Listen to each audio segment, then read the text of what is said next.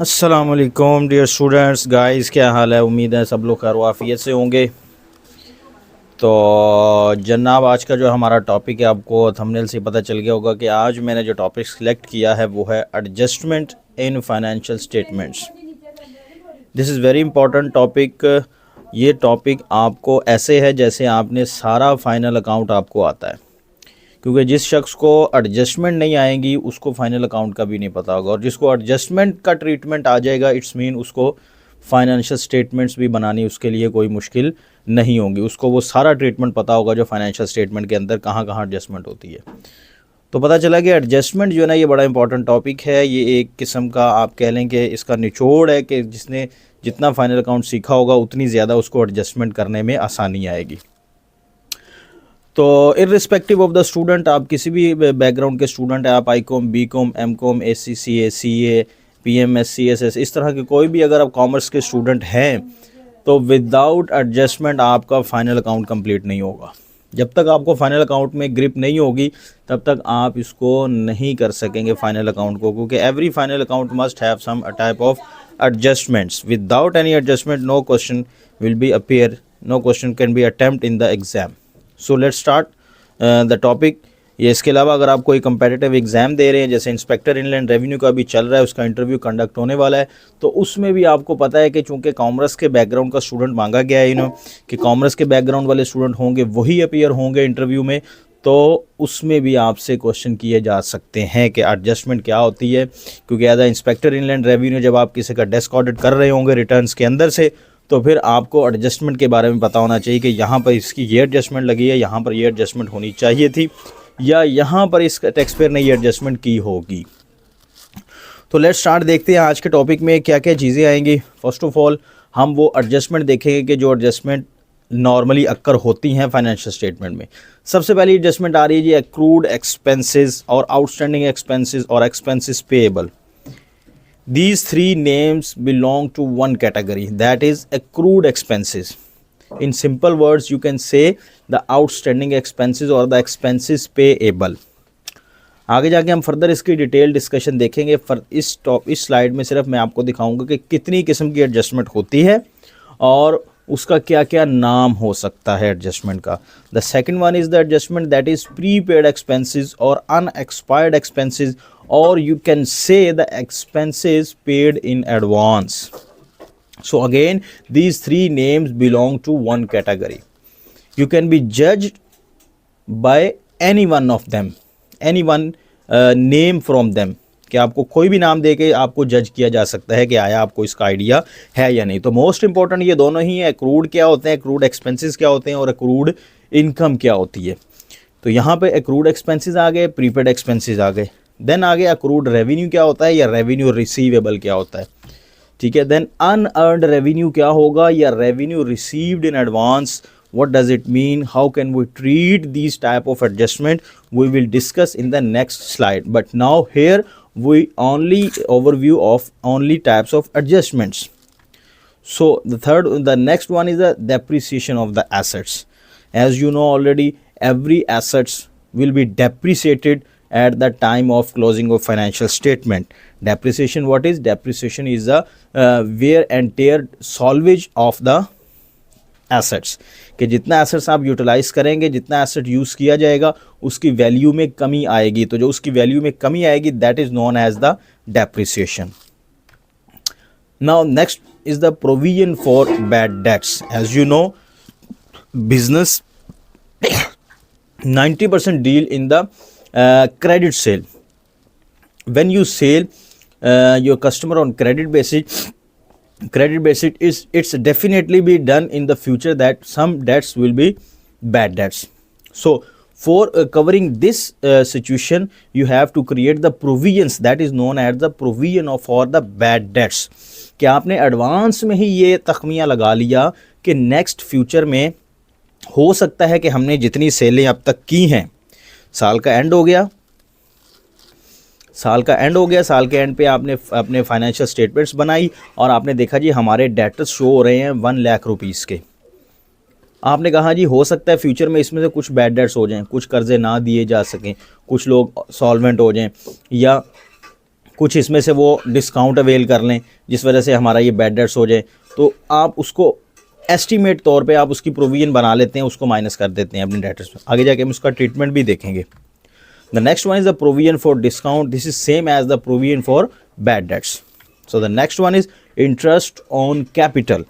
As you know, capital is the amount which is invested by the owner into the business. So must be remember that business is the separate entity from its owner. Owner must take some advantage from the business because he invests lots of money, lots of assets in the business. So next we will see how can we treat the interest on capital. Same like interest on drawings. Now what is the drawings? Drawings simple means that the amount or the product or the goods which is taken by the owner from the business for his personal use. Whenever business takes something from the business for his personal use, that transaction is known as drawings. So these are the adjustments. Next we will discuss one by one and check the accounting treatment and the general entries of each adjustments. So first of all, you have to remind these two things before going to start. First of all, the purpose of adjustment is to prepare a perfectly accurate set of financial accounts for the accounting period under review and a perfectly true balance sheet as the present date. The main theme and the big motive of the adjustment is that you will show the accurate financial position at a specific time and accurate profit or loss of the business. कि business का हमें actual profit and loss आ जाए या business की हमें financial position जिस time period पे, जिस स्पेसिफिक टाइम पे हम फाइंड करना चाह रहे हैं, वो एक्चुअल पोजीशन हमारे सामने आ जाए और हम उसके ऊपर कोई भी डिसीजन लेना चाहें तो हम उसका कोई भी डिसीजन ले सकते हैं। क्योंकि हमें पता है कि बिजनेस को सिर्फ ऑनर ही नहीं देख रहा होता, बिजनेस को देखने वाले उसके अंदर इन्वेस्ट करने वाले लोग भी होते हैं, उसको क्रेडिट देने वाले जो क्रेडिटर्स होते हैं, जो अपनी प्रोडक्ट देते हैं उधार के तौर पे, वो भी लोग होते हैं। ठीक है, उसके अंदर काम करने वाले एम्प्लॉयज़ भी उसके स्टेक होल्डर होते हैं। तो स्टेक होल्डर्स के लिए आपको ये फाइनेंशियल स्टेटमेंट्स जो है ना एक्यूरेट बनानी होगी ताकि वो अपना डिसीजन ले सकें कि हम फर्दर इस कंपनी के साथ अपना बिज़नेस करें या ना करें। एम्प्लॉयज़ हैं तो फर्दर अपना वो कैरियर इस बिज़नेस में उनका कुछ कैरियर हो सकता है या नहीं, क्योंकि हमें पता है कि जितनी फाइनेंशियल पोजीशन उसकी स्ट्रॉन्ग होगी कंपनी की या जितना वो प्रॉफिट ज़्यादा अर्न कर रही होगी, इट्स मीन कि company is in progress time period, company is growing. तो जितनी कंपनी ग्रो करती है, हर बंदे का ये होती है चाहत कि वो इसी कंपनी के साथ बिजनेस करे, इसी कंपनी के साथ अपना कैरियर जो है ना वो डेवलप करे। तो ये सबसे पहला मेन मोटिव होना चाहिए एडजस्टमेंट का, या होता है एडजस्टमेंट का, कि आपने एडजस्टमेंट इसलिए की जाती है कि बिजनेस की एक्यूरेट पोजीशन सामने है। The second motive is the every adjusting entry is posting into ledgers. So this is the main important topic, this is the main important thing you must be remember, that every adjusting entry must be appear in the two sides, or you can say on the two effects every adjusting entry has. Usually one side of the adjusting entry involves a revenue or expense, while the other side aspect involve an asset or the liability. One side expense होगी, दूसरा asset होगा, या one side income होगी, दूसरी liability होगी, या इनमें से कुछ भी हो सकता है कि हर एडजस्टिंग एंट्री हमेशा दो इफेक्ट रखेगी। उन दोनों इफेक्ट्स में से इन दोनों में से किसी एक में हो सकता है, या समटाइम ऐसे भी हो सकता है कि वो दोनों बैलेंस शीट की आइटम हो, एक में से लेस करना और दूसरे में हमने उसको ऐड करना हो, तो हुआ तो फिर भी दो इफेक्ट ही उसके। दो अकाउंट इसके एडजस्ट किए जाएंगे, दो अकाउंट्स को डिस्टर्ब किया जाएगा किसी भी एडजस्टिंग एंट्री को पास करने के लिए। In other words, every adjusting entry will affect both the trading and profit and loss account and the balance sheet, financial statements. So now we will start the first adjusting entry, that is known as accrued expenses, or the outstanding expenses, or the expenses payable. ये बड़ा confusing point है बच्चों के लिए, क्योंकि बच्चे इसमें difference नहीं कर पाते कि एक्रूड का वर्ड आ गया, ज़्यादातर एक्रूड का वर्ड यूज़ किया जाएगा। आउटस्टैंडिंग और एक्सपेंसेस पेबल ये तो सिंपल से वर्ड है, आपके क्वेश्चन में एक्रूड का वर्ड ज़्यादा इस्तेमाल किया जाएगा। अब इसको सिंपल सी बात समझ लें, एक्रूड का वर्ड जिसके साथ आ गया ना, इसका मतलब बिजनेस ने उसका बेनिफिट ले लिया, बिजनेस ने उस चीज़ का बेनिफिट ले लिया। फॉर एग्जांपल एक्रूड एक्सपेंसेस के साथ आ गया, इट्स मीन कि बिजनेस ने इस एक्सपेंसेस का जो बेनिफिट था वो ऑलरेडी रिसीव कर लिया। जैसे आप फॉर एग्जांपल सैलरी की बात करें कि सैलरी आपके एम्प्लॉय को आपने देनी है मंथ के एंड पे, मंथ के एंड पे सैलरी अभी पे नहीं की, अभी फाइनेंशियल स्टेटमेंट क्लोज हो रही है 30 तारीख को, अब ये सैलरी पे नहीं की, आप पेएबल हो गई है, लेकिन आपने इस एम्प्लॉय से जो सर्विसेज रिसीव करनी थी वो आपने प्रीवियस मंथ रिसीव कर ली हैं, मतलब आपने उसकी सैलरी का जो बेनिफिट था वो आप रिसीव कर चुके हैं, बिजनेस रिसीव कर चुका है। तो अब ये जो एक्सपेंसेस बन गए ये एक्रूड एक्सपेंसेस बन गए, कि जिस एक्सपेंसेस का बेनिफिट रिसीव कर चुका है बिजनेस, वो एक्सपेंसेस बन गए एक्रूड एक्सपेंसेस। इसी तरह एक्रूड इनकम के साथ भी होगा। अब एक्रूड इनकम का मतलब ये होगा कि आपने उस इनकम से जो बेनिफिट लेना था वो आपने ले लिया, मतलब आपने सेल करनी थी वो आपने सेल कर दी, लेकिन अभी पैसे आपने रिसीव नहीं किए। बेनिफिट आपका मेन मोटिव क्या था, सेल करना, वो आपने सेल कर दिए, ठीक है। सेल करने का मतलब आपने बेनिफिट रिसीव कर लिया अपना, अब सिर्फ आपने इनकम जो अमाउंट है वो रिसीव करनी है। तो अक्रूड जिसके साथ भी आएगा मतलब बिजनेस ने उसका बेनिफिट रिसीव कर लिया, चाहे वो एक्सपेंस है तो एक्सपेंस आ गया, इनकम है तो इनकम आ गया। अब देखते हैं जी accrued expenses, the expenses that have been incurred during the current year, the services have been received during the year but have not been paid till the end of the current accounting year are known as the outstanding or accrued expenses. As earlier I told you that the accrued expenses are expenses against which business have received the benefit but not yet paid the amount of the concerned party from whom the benefit received. For example, अब example के तौर पे इसको मजीद हम देख लेते हैं। For example suppose salaries ₹33,000 have been paid up to the month of November for 11 months, okay, have been recorded, but salaries of ₹3,000 for the month of December have not been paid and so have not been recorded, although the services have been received from the employees. It means salary account is showing a debit balance of 33,000 instead of 36,000. This will be treated as expense for the year 2005. ठीक हो गया। दिसंबर 2005 में हमने अपने final account close किए, financial statement हम बना रहे हैं, हमने देखा कि हमने 11 महीनों की सैलरी पे कर दी है और अब 12वें महीने की सैलरी हमने अभी तक पे नहीं की, जबकि वो बिज़नेस के ऊपर ड्यू हो चुकी है, वो बिज़नेस ने पे करनी ही करनी है। तो ये जो 3,000 उस आखिरी मंथ का होगा, ये उसके लिए अक्रूड एक्सपेंसेस होगा बिज़नेस के लिए। अब इसकी हम एंट्रीज देख लेते हैं। 31 दिसंबर 2005 को जब फाइनल अकाउंट क्लोज हो रहे होंगे तो ये एडजस्टिंग एंट्री की जाएगी in this situation, in the accrued expenses situation. किस चीज़ को डेबिट किया जाएगा? सैलरीज अकाउंट को डेबिट किया जाएगा। किससे अमाउंट से? जो अमाउंट आपने पे करनी है। और क्रेडिट किसको किया जाएगा? आउटस्टैंडिंग सैलरीज को with the same amount which the business have to pay to their employees, to their creditors. ठीक हो गया। Note, in the beginning of the next year a reverse entry will be passed to cancel the effect of the adjusting entry. जैसे ही next year start होगा फिर एक adjusting entry पास की जाएगी जो इसके इफेक्ट को रिवर्स कर देगी कि आउटस्टैंडिंग एक्सपेंस, हमारी सैलरी जो है वो डेबिट हो जाएगी, हमारी लायबिलिटी थी वो ख़त्म हो गई, और जो सैलरीज अकाउंट था वो वापस क्रेडिट हो जाएगा कि जो सैलरी अकाउंट हमने डेबिट किया था वो ख़त्म हो जाएगा, रिवर्स एंट्री पास कर दी जाएगी। नेक्स्ट वन आ रहा है prepaid expenses. This is a totally different from the accrued expenses.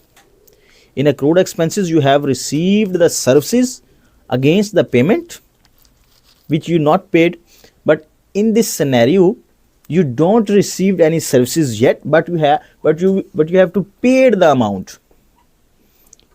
Business ने पेमेंट कर दी है बट अभी तक उसने रिसीविंग नहीं की किसी किस्म की सर्विसेज की, तो वो किस में आ जाएगा, प्रीपेड में आ जाएगा या अन एक्सपायर्ड एक्सपेंस में आ जाएगा कि हमने जो एक्सपेंस किए हैं बिजनेस ने वो अभी तक एक्सपायर नहीं हुए हैं, उसका बेनिफिट अभी रिसीव करना बाकी है। या इसका तीसरा नाम आता है expenses paid in advance. So expenses which have been paid during the current year but the services or the benefit against them have not been received till the end of the current year. Services will be received in the next year, okay, are known as the prepaid expenses, unexpired expenses or expenses paid in advance, whatever you can say. In other words, the expenses of the next year paid in the current year are regarded as the prepaid expenses for the current year. इसमें क्या क्या आ सकता है, कौन कौन सी example इसमें आ सकती है।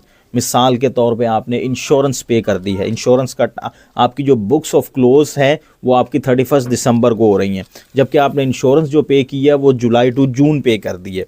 तो इस टाइम पीरियड के अंदर 6 महीने की आपकी जो इंश्योरेंस होगी वो आप यूज़ कर चुके होंगे, जबकि नेक्स्ट जो 6 मंथ की होगी वो आपके लिए प्रीपेड एक्सपेंसेस की कैटेगरी में आ जाएगा, एक्सपेंसेस पेड इन एडवांस आ जाएगा या अनएक्सपायर्ड एक्सपेंसेस की कैटेगरी में आ जाएगा।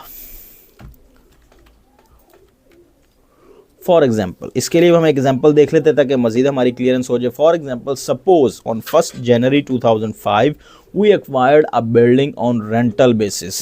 ठीक हो गया। The rent of the building is ₹1000 per month. Okay fine, we paid rent for 15 month. Sometime ऐसा होता है कि रेंट जो है ना वो 1 साल 2 साल 3 साल का इकट्ठा ले लिया जाता है for the purpose of security. ठीक है, तो यहाँ पर भी यही सिनेरियो हुआ कि उन्होंने 15 मंथ का रेंट एडवांस में एक्वायर करते ही उन्हें पे करना पड़ा, तो वो उन्होंने पे कर दिया। 15,000 मल्टीप्लाई बाय 15, वो आप अमाउंट देख लें क्या आती है। At the close of the current year 31 दिसंबर 2005। अब साल तो 15 महीने बाद क्लोज नहीं ना होता, फाइनेंशियल अकाउंट्स जब भी बनते हैं वो 1 ईयर के बनते हैं, तो 1 ईयर में 31 दिसंबर 2005 आ गया। The building has been use for 12 month. हमने बिल्डिंग को 12 मंथ के लिए यूज़ किया। अब हम ऑनर के पास जाके 3 मंथ का रेंट वापस नहीं मांगेंगे, हम अपनी फाइनेंशियल स्टेटमेंट बनाते हुए अपनी फाइनेंशियल पोजीशन एक्यूरेटली शो करेंगे कि हमारा कितना इस साल का प्रॉफिट हुआ, कितना इस साल का एक्सपेंस हुआ, क्योंकि मैचिंग प्रिंसिपल अकाउंटिंग का ये कहता है कि आपने जो एक्सपेंसेस हैं वो उसी इनकम के अगेंस्ट आपने शो करने हैं। उस साल की इनकम उसी साल के एक्सपेंसेस में शो होगी, अगर डिफरेंस हुआ तो वो मैचिंग प्रिंसिपल के अगेंस्ट आ जाएगा। So the rent of the 12,000 will be regarded as an expense of the current year and rent for 3 month will be regarded as the prepaid rent on the 31st December and its benefit will be received in the next year. Fine, it's okay. Prepaid rent is regarded as an asset. Now it is the treatment of the prepaid expenses कि वो जो 3 month का आपका rent बच गया है उसको अब फाइनेंशियल स्टेटमेंट में तो शो करना है ना, आपने शो करना है, लेकिन किस तरह से शो करना है वो आपको ये बता रहा है। Prepaid rent is regarded as an asset because the benefit is to be received in the next year. Benefit आपने नेक्स्ट ईयर में रिसीव करना है, तो वो आपका शॉर्ट टर्म करंट एसेट बन जाएगा। The rent of 3 multiply will be regarded as a prepaid rent and 31st December and its benefit will be received in the next year. Prepaid rent is regarded as an asset because the benefit, ये फिर आ गई line. Okay, तो main चीज़ आपको पता चल गई कि prepaid rent का क्या होगा, इसको आपने एसेट बना लेना है, लेकिन सिर्फ उतनी अमाउंट का एसेट बनाना है जितनी अमाउंट बच चुकी होगी रेंट में से। सारी अमाउंट का एसेट नहीं बनाना, सारी अमाउंट में से जितनी यूज़ हो गई वो एज अ एक्सपेंस ट्रीट हो गई और जितनी बच गई वो एज अ एसेट ट्रीट होगी। अब इसको 2 तरीके हैं इसको डील करने के, अकाउंटिंग में 2 तरीके इसको यूज़ किए जाते हैं। वो क्या है? सबसे पहले prepaid expense initially recorded as an expense, कि आपने जो अभी हमने प्रीवियस एग्जांपल में देखा कि 15 मंथ का जो हमने रेंट पे किया, आप इनिशियली स्टार्ट में उसको 15 मंथ को एज अ एक्सपेंस के तौर पर अपनी बुक्स ऑफ अकाउंट में रिकॉर्ड करेंगे कि मैंने इतना रेंट 15,000 पे किया और इतना मेरा कैश कम हो गया। एंट्री आपकी क्या बनी, rent account to cash account, simple. ये आपका पहले केस में होगा जब आप पे करेंगे।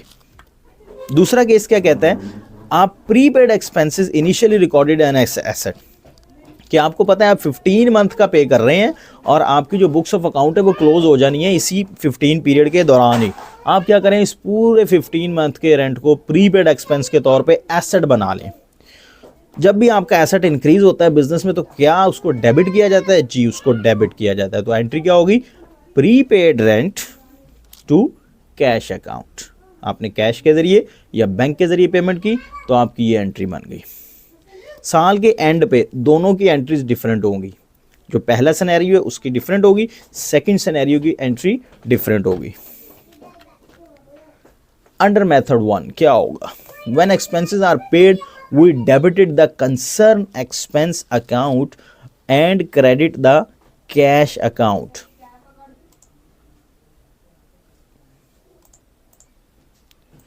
ठीक हो गया। इसमें हमने आप अपने दो चीज़ें देखनी है, डेबिट किसको करना है आपने, एक्सपेंस अकाउंट को, ये अंडर फर्स्ट मेथड में आपको बता रहा हूँ। तो क्रेडिट आपने किसको करना है, कैश अकाउंट को। ऑब्वियसली कैश पे कर दिया या बैंक के जरिए बैंक पे कर दिया। At the end of the current year, अब यहाँ पे इसकी एडजस्टमेंट होने लगी है। पहली एंट्री एडजस्टमेंट नहीं थी, वो थी जो आपने पेमेंट की साल के स्टार्ट में। नेक्स्ट एंट्री जो है वो एडजस्टमेंट होगी। The portion of expense which relates to the next year transfer to the prepaid expense account by debiting prepaid expense account।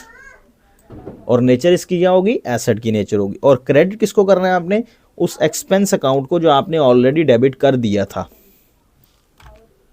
ठीक हो गया। रेंट अकाउंट आपने 15,000 से डेबिट किया, कैश अकाउंट आपने 15,000 से क्रेडिट कर दिए। ये एंट्री कब किया आपने, जब साल का स्टार्ट हुआ, जब आपने रेंट पे किया। अब इसकी एडजस्टमेंट एंट्री आएगी साल के एंड पे, क्योंकि एडजस्टमेंट एंट्री हमेशा साल के एंड पे आती है, जब उसका फाइनल अकाउंट क्लोज करने होते हैं या क्लोज होने के बाद हमें पता चलता है कि ये चीज़ रह गई तो वो एडजस्टमेंट करनी है।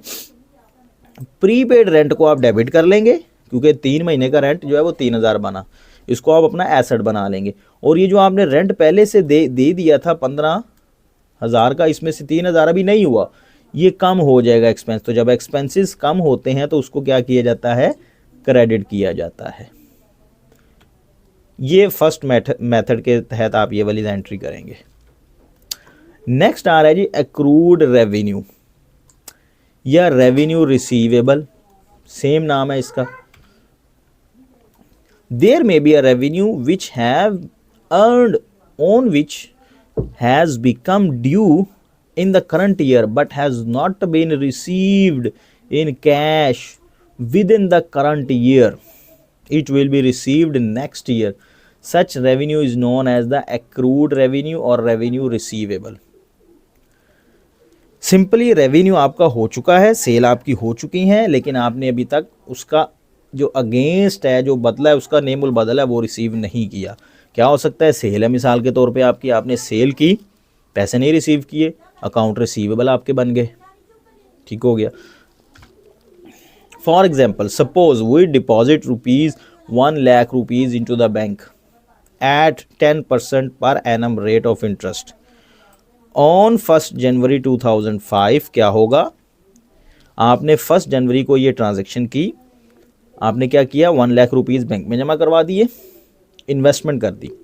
तो एंट्री क्या होगी, investment account to bank account या कैश अकाउंट। इन्वेस्टमेंट को डेबिट कर दिया आपने, कैश अकाउंट को क्रेडिट कर दिया, क्योंकि एसेट है आपकी इन्वेस्टमेंट। जैसे ही एसेट इंक्रीज हुआ आपने डेबिट किया, दूसरा एसेट आपका कैश है या बैंक है जो आपने इन्वेस्टमेंट में लगाया, वो आपका कम हो गया, तो आपने इसको क्रेडिट कर दिया। हमें पता है 10% हमें इसका प्रॉफिट मिलना है पूरा साल गुजरने के बाद।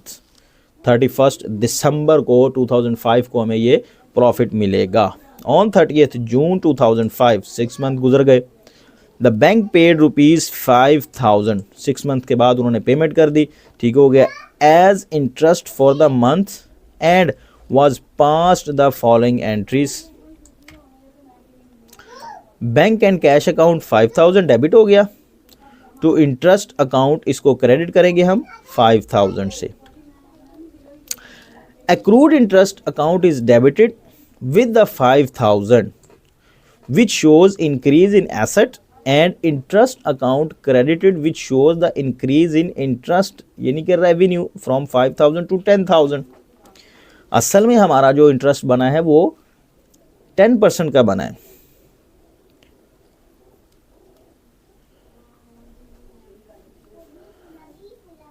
Accrued interest account will show on the asset side of the balance sheet and the sum of 5,000 will be added to the amount interest actually received and the total 5,000 will be shown on the credit side of the profit and loss account। यहाँ पर ये जो date है ना ये ठीक नहीं आई, यहाँ पर डेट आनी चाहिए थी 31 दिसंबर। 31 दिसंबर को इन्होंने 5,000 पे कर दिया बैंक ने और 5,000 अभी हमारा रिसीवेबल है, तो इसी वजह से हमने इसको अपना एसेट बना लिया कि 5,000 तो हमें रिसीव हो गई है, तो है रिसीव की एंट्री कि रिसीव हो गया हमें, जबकि आगे 5,000 जो अभी रिसीव होना है वो रिसीवेबल में आ जाएगा। तो उसकी एंट्री क्या होगी, accrued interest to interest account, कि हमारा इंटरेस्ट एक्रूड हो गया 5,000 जबकि इंटरेस्ट इनकम हमारी इंक्रीज हुई है 5,000 से। Number 4 unearned revenue. अनअर्न्ड जैसे कह रहा है कि अभी आपने अर्न नहीं किया, you don't provide your services against this revenue. When you will provide the services और the product to the customer against this revenue then it will automatically become the earned revenue. So this is the unearned revenue, revenue received in advance. When the payment is received from the services prior to the time that they are performed or rendered, कि भी आपने वो perform ही नहीं की activity, आपको advance में payment आ गई, तो वो आपका अनअर्न रेवेन्यू बन जाएगा। The business receiving the payment is said to have unearned revenue. In other words, the revenue that has not become due but has received in cash in the current year is known as unearned revenue. For example, rent received in advance, commission received in advance, interest received in advance. So next ये क्या कह रहा है, unearned revenue or a revenue received in advance is an obligation, liability to provide services in near future for which payment has already been received। ठीक है जी, ये हमें clear हो गया कि जो अनअर्न्ड रेवेन्यू होते हैं वो बिजनेस की लाइबिलिटी बनती है।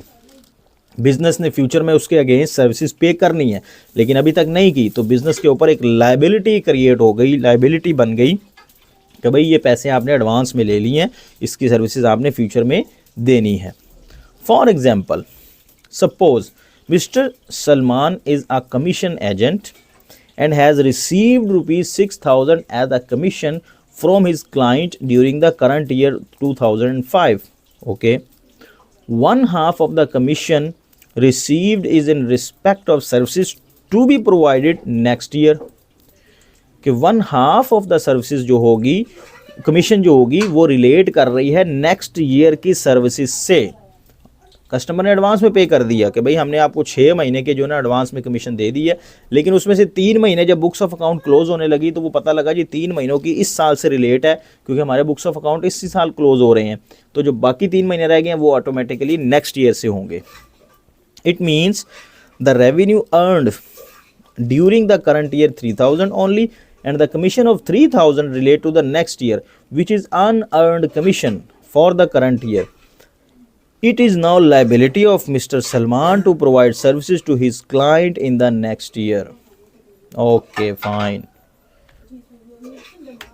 अब इसके भी मेथड ऐसे हैं, जिस तरह आपने उसके देखे थे प्रीपेड के, इसी तरह प्रीपेड इनकम के भी हैं। वो सेम वैसे ही दो हैं, 2 method dealing with the unearned revenue. First of all, amount of revenue initially recorded as revenue, कि जो अमाउंट आपने रिसीव कर ली है कमीशन की, जैसे अभी प्रीवियस एग्जांपल में हमने देखा कि 6,000 उसने रिसीव कर ली है सलेमान ने, तो वो 6,000 हम उसको इनिशियली इनकम के तौर पे रिकॉर्ड कर दें। 6 महीने पहले जो एंट्री हम जो रिसीव की, हमने कहा जी कैश आ गया और इनकम हमारी कमीशन के तौर पर जनरेट होगी, हमने 6,000 पूरे का पूरा ही एंट्री में पास कर दिया। उसमें क्या एंट्री पास की, कैश अकाउंट आ गया टू कमीशन अकाउंट हमने क्रेडिट कर दिया। ओके जी, अब जब इसमें एडजस्टमेंट करेंगे तो एडजस्टमेंट में हम देखेंगे कि कितना हमने अर्न किया है जब हमारे अकाउंट्स क्लोज हो रहे हैं, कितना बाकी बच गया है। तो जो हमने अर्न कर लिया है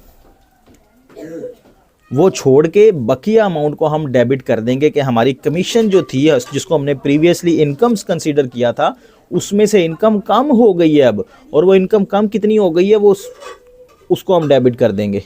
6,000 था, 3,000 हम डेबिट कर देंगे और एक नई लायबिलिटी हम पे जनरेट हो गई है जिस लायबिलिटी को कहेंगे अनअर्न्ड कमीशन, वही 3,000 से होगी। ठीक हो गया, ये साल के एंड पे ये एडजस्टमेंट एंट्री होगी। अब amount of revenue initially recorded as liability, अगर आप पूरी की पूरी अमाउंट यहाँ इनिशियली लायबिलिटी के तौर पे रिकॉर्ड करेंगे तो क्या होगा कि पहली एंट्री होगी cash account to unearned commission. जब आपने कैश रिसीव किया, आपने कि पूरी की पूरी कोई अनअर्न कर लिया, आपने कहा जब हमारे बुक्स ऑफ अकाउंट क्लोज होंगी हम देखेंगे कितनी हमने अर्न की है, हम उसी एंट्री में से हाफ को इनकम वाली एंट्री बना देंगे और रिमेनिंग को वैसे ही पड़ा रहने देंगे। तब एंट्री क्या करेंगे, cash account to unearned commission. ये तब एंट्री होगी जब आपने स्टार्ट में कैश रिसीव किया।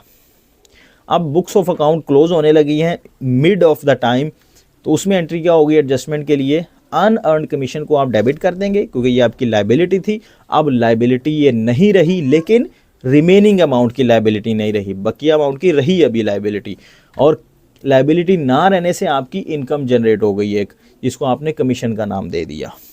ठीक हो गया, तो बस आज के लिए उम्मीद है इतना ही काफ़ी है। इसको आप वीडियो को दोबारा देखें, आपको मज़ीद क्लियरेंस हो जाएगी। अगर फिर भी आपको कोई पॉइंट रह जाएगा तो आप कमेंट्स में करके मुझसे कांटेक्ट कर सकते हैं, अपनी कन्फ्यूजन दूर करने के लिए मुझसे रब्ता कर सकते हैं। और अगर वीडियो अच्छी लगी है तो वीडियो को लाइक कर दीजिए और इसको शेयर कर दीजिएगा। अपना बहुत सा ख्याल रखिएगा। अल्लाह हाफ़िज़।